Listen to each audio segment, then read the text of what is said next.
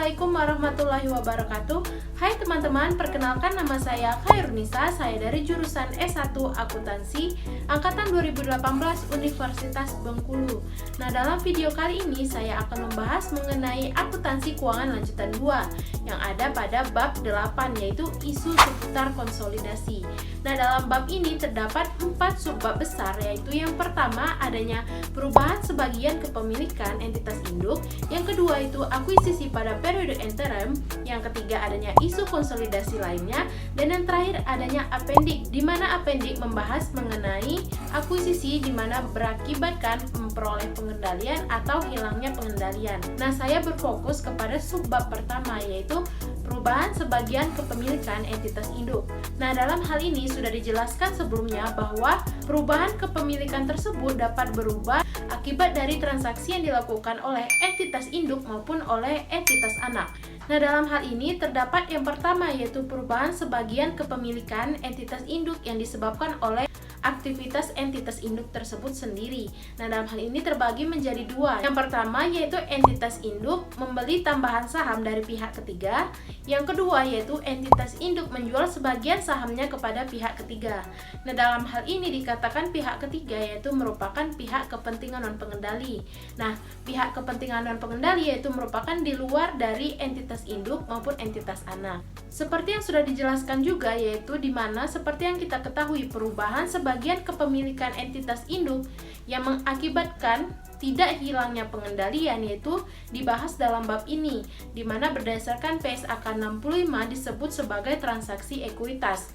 Nah, transaksi ekuitas ini di mana apabila adanya kerugian maupun adanya keuntungan tidak diakui dalam laba rugi atau komprehensif lain, melainkan langsung berpengaruh terhadap ekuitas entitas induk.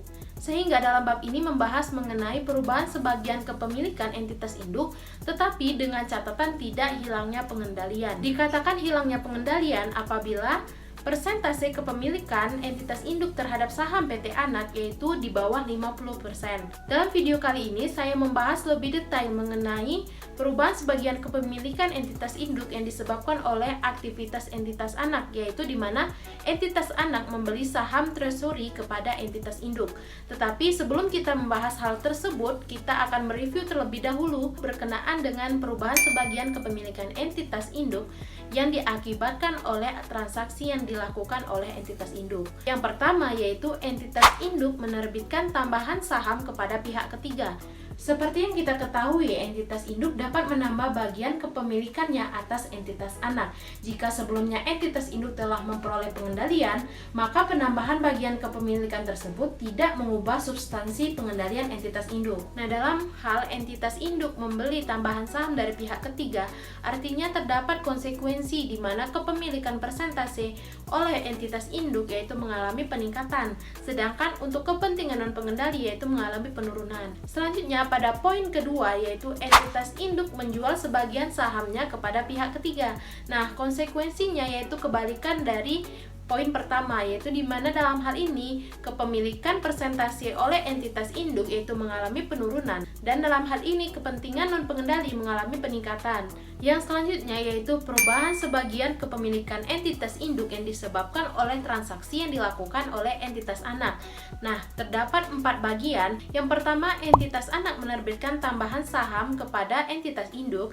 Yang kedua, entitas anak menjual tambahan saham kepada pihak ketiga. Yang selanjutnya itu entitas anak membeli saham treasury dari pihak induk. Yang terakhir adalah entitas anak membeli saham treasury dari pihak ketiga. Nah, sebelum itu kita bahas terlebih dahulu, yaitu yang pertama, entitas anak menerbitkan tambahan saham kepada entitas induk. Dalam hal ini, apabila terjadinya kepada entitas induk seluruhnya dibeli oleh entitas induk, maka kepemilikan yang dimiliki oleh entitas induk akan mengalami peningkatan, sedangkan kepentingan non pengendali mengalami penurunan. Nah, yang selanjutnya yaitu entitas anak menerbitkan tambahan saham kepada pihak ketiga. Konsekuensinya di mana kepemilikan yang dimiliki oleh entitas induk akan mengalami penurunan apabila seluruhnya dibeli oleh pihak ketiga.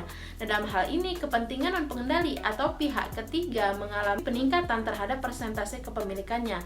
Nah, baiklah, yang selanjutnya yaitu entitas anak membeli saham treasury dari entitas induk. Nah, sebelumnya apa sih yang dikatakan sebagai saham treasury? Jadi saham treasury merupakan saham yang dibeli kembali dari peredaran, yaitu untuk sementara waktu. Nah, dalam hal ini bagaimana sih konsekuensinya? Nah, misalnya saya berikan contoh sederhana untuk membuktikan konsekuensinya. Misalnya terdapat PTA yaitu memiliki 75% dari 1 juta lembar yang milik PTB. Sedangkan PTC atau pihak kepentingan non pengendali yaitu memperoleh 25%-nya yaitu sebesar 250.000 lembar. Nah, dalam hal ini PTB misalnya menarik 100.000 lembar dari peredaran, tetapi ia beli pada entitas induk, itu pada PTA. Nah, dalam hal ini kepemilikan entitas A tersebut tidak lagi 750.000 lembar, melainkan 650.000 lembar. Tapi pembaginya yaitu saham yang beredar tidak lagi 1 juta, melainkan 900.000 lembar. Sehingga dalam hal ini yang awalnya 750.000 lembar dibagi dengan 1 juta lembar menjadi 75%. Nah, sekarang terdiri dari 650.000 lembar dibagi dengan 900.000 lembar. Nah, hasilnya yaitu 72%. Maka hal ini terjadi penurunan terhadap persentase kepemilikan yang dimiliki oleh entitas induk. Nah, sedangkan untuk kepentingan pengendali atau PTC tersebut yang awalnya 250.000 lembar dibagi dengan 1 juta yaitu 25%. Nah, sekarang pembaginya menjadi lebih kecil yaitu sebesar 900.000 lembar. Ya, jadi 250.000 lembar yang tetap dibagi dengan 900.000 lembar, maka persentase yang dimilikinya menaik, yaitu menjadi 28%. Nah, dalam hal inilah contoh simpel yang menggambarkan konsekuensi dari entitas anak membeli saham treasury dari entitas induk. Nah, untuk selengkapnya kita jelaskan pada contoh yang ada di 8.5. Nah, buat teman-teman jangan lupa ditonton sampai selesai ya, karena ini sangat memberikan manfaat pada teman-teman. Nah, baiklah, selanjutnya itu bagaimana sih konsekuensinya apabila entitas anak membeli saham treasury dari entitas induk? Nah, seperti yang kita ketahui, apabila entitas anak membeli saham treasury, itu bisa dari entitas induk atau bisa dari kepentingan non-pengendali atau pihak ketiga. Nah, dalam hal ini apabila kasusnya itu secara keseluruhan dibeli dari entitas induk, maka konsekuensinya adalah kepemilikan entitas induk akan mengalami penurunan, sedangkan kepentingan non-pengendali yaitu mengalami kenaikan. Nah, mengapa demikian? Nah, simak dalam contoh 8.5 ini. Nah, dalam hal ini kita akan membuktikan bahwa kepentingan non-pengendali itu mengalami peningkatan dan pada entitas induk mengalami penurunan persentase kepemilikannya. Nah, selanjutnya itu di sini sudah kita lihat contoh 8.5. PT Induk membeli 350.000 lembar dari 500.000 lembar saham beredar PT Anak pada 2 Januari 2015. Ya, jadi akuisisinya itu pada awal periode. Nah, dalam hal ini kita lihat berapa sih persentase kepemilikan yang dimiliki oleh entitas induk, sedangkan di sini tidak diterapkan berapa persentase yang dimiliki oleh entitas induk. Nah, jadi cara menghitungnya seperti yang harus kalian ingat, yaitu dengan cara berapa lembar saham yang kita miliki dibagi dengan jumlah saham yang beredar. Nah, dalam hal ini kepemilikan PT Induk atau porsi kepemilikan entitas anak yaitu sebesar 70%, yaitu dari 350.000 lembar dibagi dengan 500.000 lembar. Nah, dapatlah kita kepemilikannya itu 70%. Nah, dalam hal ini dikatakan bahwa pada saat PT Induk mengakuisisi tersebut membayar imbalan sebesar 490 juta. Nah, dalam hal ini kita katakan apakah akuisisinya pada nilai tercatat atau tidak pada nilai tercatat atau melebihi nilai tercatat. Nah, bagaimana membuktikannya? Nah, seperti yang sudah dituliskan di sini bahwa porsi kepemilikan komposisi ekuitas dari PT Anak yaitu saham biasa dan saldo labanya masing-masing senilai 500 juta dan 200 juta. Artinya ekuitas PT Anak sebesar 700 juta. Nah, kita sudah mengetahui nih 70% kepemilikan yang dimiliki oleh entitas induk. Nah, 70% dari 700 juta yaitu sebesar 490 juta. Nah, sedangkan imbalan yang diberikan oleh entitas induk yaitu pada saat akuisisi 490 juta, maka di sini kita katakan sebagai akuisisi pada nilai tercatat. Nah, dalam hal ini mengapa kita katakan sebagai akuisisi pada nilai tercatat? Karena di sini kita lihat induk membayar 490 juta Untuk kepemilikan ekuitasnya yang dimilikinya juga sebesar 490 juta, yaitu dari 700 juta dikalikan dengan persentase kita yaitu 70%. Maka kita katakan sebagai pada nilai tercatat. Nah, selanjutnya yaitu saham PT Anak memiliki nilai nominal atau nilai par sebesar Rp1.000. Rp1.000. Pada tanggal 31 Desember 2015, PT Anak membeli saham Treasury dari saham Treasury 100.000 lembar dari PT Induk seharga 1.200 per lembar. Nah, PT Anak melaporkan laba dan mengumumkan dividen selama tahun 2015, masing-masing 50 juta dan 30 juta. Nah, untuk adanya laba dan pengumuman dividen ini berpengaruh terhadap ekuitasnya PT Anak karena seperti kita ketahui, apabila terdapat laba, ini akan menambah saldo laba, sedangkan apabila PT Anak mengumumkan dividen, maka akan mengurangi saldo laba. Nah, diingat ya teman-teman. Nah, selanjutnya kita lihat nih, bagaimana sih kepemilikan, persentase kepemilikan dimiliki ekuitas induk. Nah, dampak dari pembelian saham Treasury tersebut adalah menurunnya kepemilikan PT Induk menjadi 62,5%. Nah, bagaimana? Karena yang sebelumnya 300.000 lembar karena sudah dibeli oleh PT Anak pada PT Induk sebesar 100.000 lembar, jadi sisa yang PT Induk yaitu hanya sebesar 250.000 lembar. Tapi dalam hal ini pembaginya tidak lagi 500.000 lembar karena saham yang beredar itu juga berkurang 100.000 lembar. Jadi saham yang beredar itu hanya 400.000 lembar. Nah, untuk isiannya bisa teman-teman lihat pada tabel 8.9. Nah, kita lihat yang pertama kali yang kita lakukan yaitu perhitungan persentase kepemilikan. Nah, ini rinciannya kepemilikan saham sebelum penambahan yaitu terdapat 300.000 lembar untuk PT Induk dan yang beredar itu ada 500.000 lembar, yaitu sebesar 70% kepemilikan oleh entitas induk.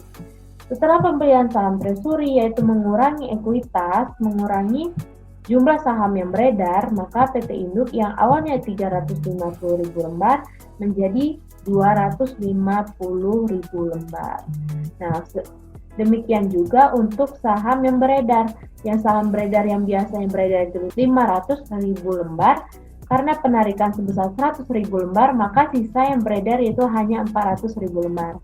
Nah, di sini kita lihat kepemilikan PT Induk sebelum penambahan atau setelah pembelian yaitu berubah, yang awalnya 70% menjadi 62,5%. Maka kita lihat pada tabel ini bahwa konsekuensinya yaitu kepemilikan PT Induk akan mengalami penurunan. Nah, untuk kepemilikan entitas kepentingan dan pengendali akan kita lihat lebih lanjut di slide selanjutnya. Nah, dalam hal ini pembelian saham Treasury tersebut akan menurunkan ekuitas PT Anak senilai 120 juta.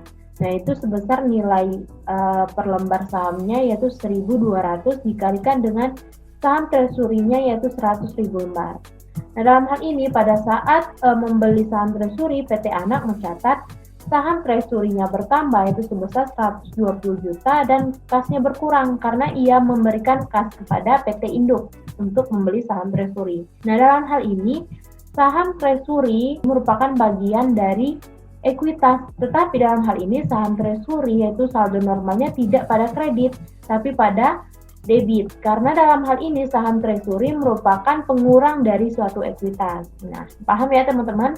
Jadi saham Treasury ini bukan aset, tapi melainkan bagian dari komponen ekuitas, tapi sebagai pengurang ekuitas. Nah, selanjutnya yaitu jika PT Induk mencatat transaksinya dengan metode ekuitas, maka dengan turunnya persentase kepemilikan PT Induk dan berkurangnya ekuitas PT Anak, nilai tercatat investasi harus disesuaikan dengan kondisi terkini.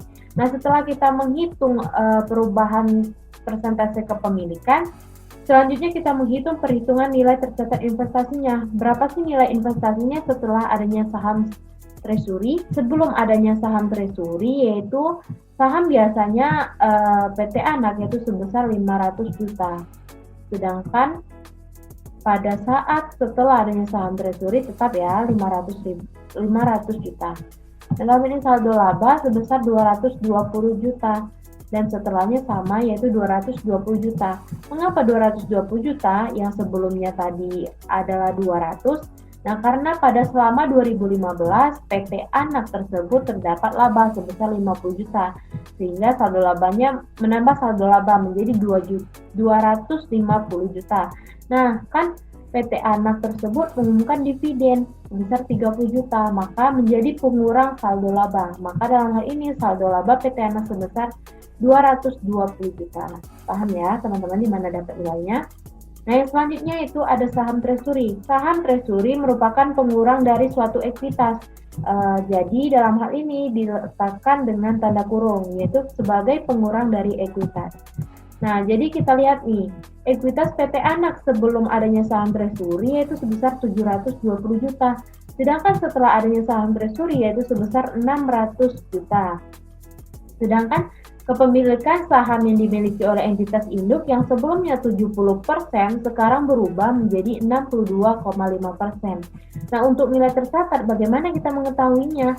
Yaitu dengan cara mengalihkan kepemilikan saham tersebut dengan jumlah ekuitas PT Anak.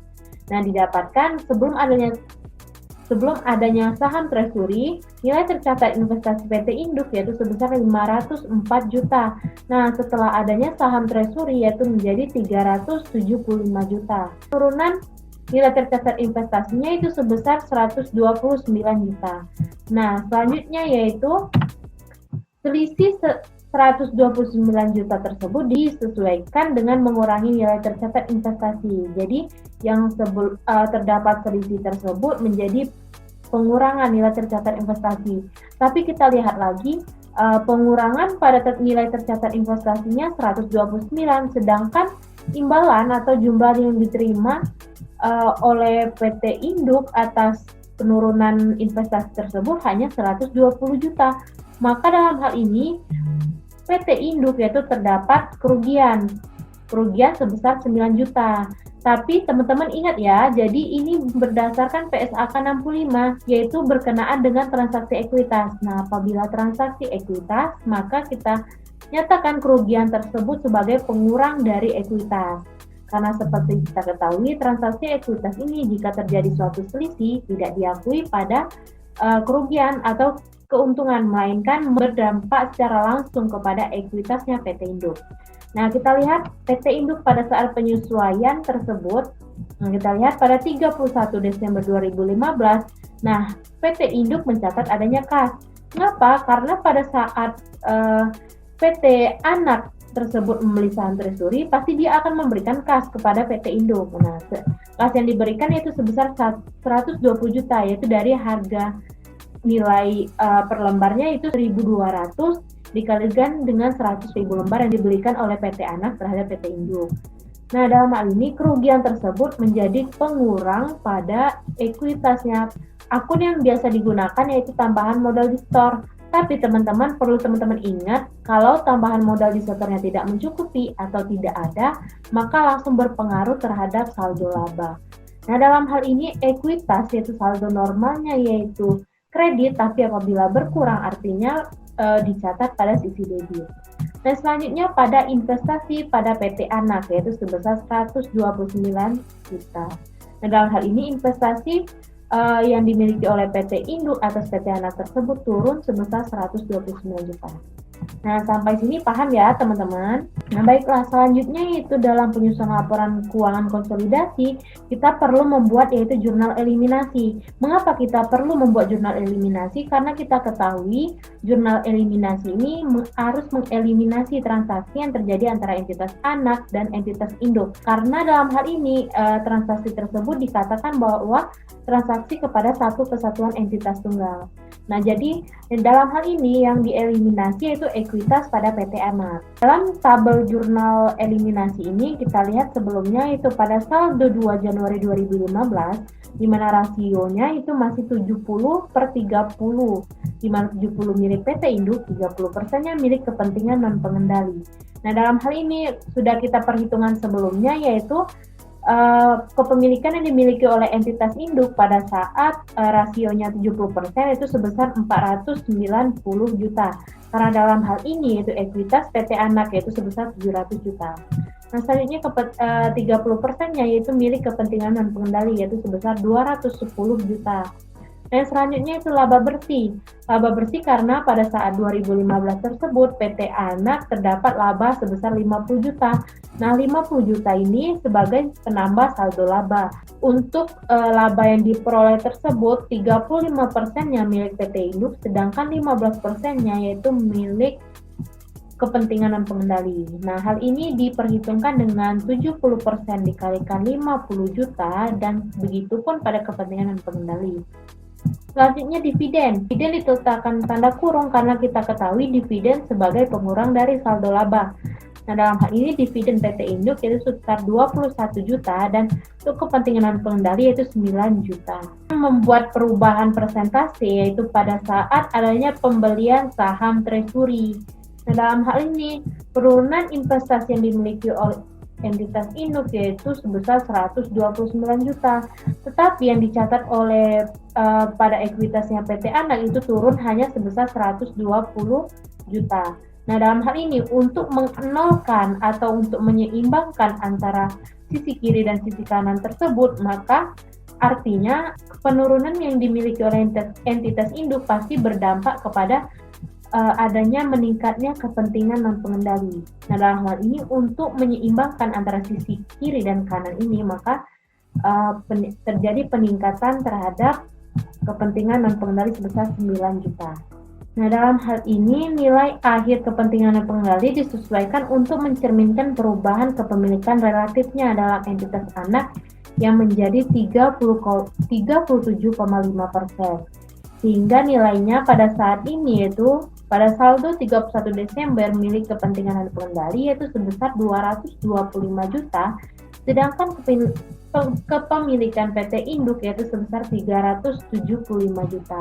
Dalam hal ini bagaimana kita memperoleh nilai ini yaitu dari 62,5% yaitu dikalikan dengan 600 juta karena ekuitas PT Anak pada 31 Desember 2015 yaitu terdiri menjadi 600 juta. Nah, 600 juta dikalikan dengan 62,5% dapatlah 375 juta dan 37,5% dikalikan 600 juta diperoleh yaitu 225 juta.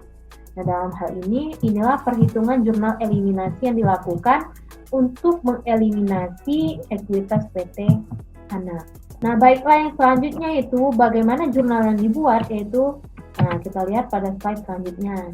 Nah, yang pada slide selanjutnya ini yaitu saham biasa tersebut dieliminasi yaitu sebesar 500 juta, saldo laba dieliminasi sebesar 200 juta, bagian laba PT Anak juga dieliminasi sebesar 35 juta, bagian laba non pengendali sebesar 15 juta, pada dividen diumumkan sebesar 30 juta. Nah, mengapa sih dividen tersebut dieliminasi? Nah, seperti yang kita ketahui, pada saat entitas anak mengumumkan dividen, maka entitas anak tersebut mencatat adanya dividen pada hutang dividen. Maka dividen tersebut harus dieliminasi. Dan selanjutnya itu saham treasury juga dieliminasi. Selain itu juga investasi pada PT Anak itu juga harus dieliminasi. Karena seperti yang kita ketahui, transaksi antara entitas anak dan entitas induk merupakan transaksi antar satu kesatuan entitas tunggal. Dan selanjutnya, kepentingan dan pengendali bukan dihapus, melainkan untuk dimunculkan. Karena seperti yang kita ketahui, laporan keuangan konsolidasi tersebut hanya mencerminkan transaksi pada pihak ketiga, bukan transaksi antara entitas induk maupun pada entitas anak. Nah, dalam hal ini, jika penerbitan tambahan saham tersebut dilakukan pada periode interim, nah periode interim itu seperti apa sih? Nah, biasanya kan dalam hal ini contohnya akuisisi pada akhir periode, yaitu misalnya pada 31 Desember. Nah, biasanya juga pada 1 Januari atau 2 Januari. Nah, biasanya di awal dan di akhir. Tapi pada periode interim ini misalnya pada pertengahan tahun tersebut. Misalnya pada Mei, April, Juli, Juni, dan seterusnya. Nah, hal itulah dikatakan sebagai akuisisi pada periode interim. Baiklah, mungkin itu saja materi yang bisa saya sampaikan. Apabila ada kekurangan saya mohon maaf. Semoga video ini bermanfaat bagi teman-teman sekalian. Baiklah, saya akhiri. Wassalamualaikum warahmatullahi wabarakatuh.